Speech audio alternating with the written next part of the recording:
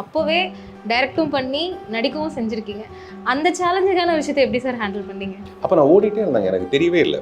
நான் விஜய் எல்லாம் வச்சு நீங்கள் கதை பண்ணியிருக்கீங்களா அப்படின்னு கேட்குற மாதிரி விஜய் மாதிரியோ அஜித் மாதிரியோ ஒரு பெரிய ஸ்டார்ஸ் நம்ம கையில் கிடச்சி அவங்களுக்கு என்ன வேணுமோ அந்த தீனியை டிஃப்ரெண்ட்டான முறையில் கொடுத்து ஜெயிக்க முடியும்னு எனக்கு நம்பிக்கை இருக்குது. பட் அதுக்கான வாய்ப்பு அமையணும். ஒரு நேரத்தில் ரஜினி சார் என்னோட பேசும்போது நம்ம 2 பேரும் சேர்ந்து ஒரு படம் பண்ணலாமான்னு கேட்பாரு.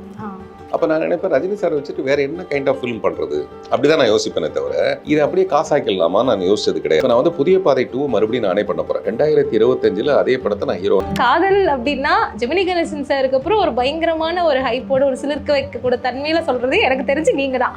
உங்களுக்கு அது எப்படி இருக்கு? எங்களாலே கேட்க முடியல. எனக்கு இப்போ ஒரு கான்ட்ரவர்ஷியலான இது, நீங்க ஜெமினி கணேசன் சொன்னோன்னே ஜெமினி கணேசனுக்கு எப்படியா காதல் பண்ணணும்னு ஒரு பட்டம் கொடுத்தாங்கட்டே எனக்கு குழப்பமா இருக்கும். அவர் நான் 2-3 ஷெட்யூலுக்கு நான் கவிதை எழுதி கொடுப்பேன். இந்த கவிதை ஒர்க் அவுட் ஆகும்போது பேக்கப் ஆகிடும் ஷூட்டிங். அந்த ஹீரோயின் வேற இடத்துக்கு போயிடுவாங்க, அப்புறம் நாங்கள் வேற இடத்துக்கு போயிடுவோம். அப்புறம் மறுபடியும் அடுத்த ஹீரோயின் அடுத்த கவிதை எழுத வேண்டியதாகிடும்.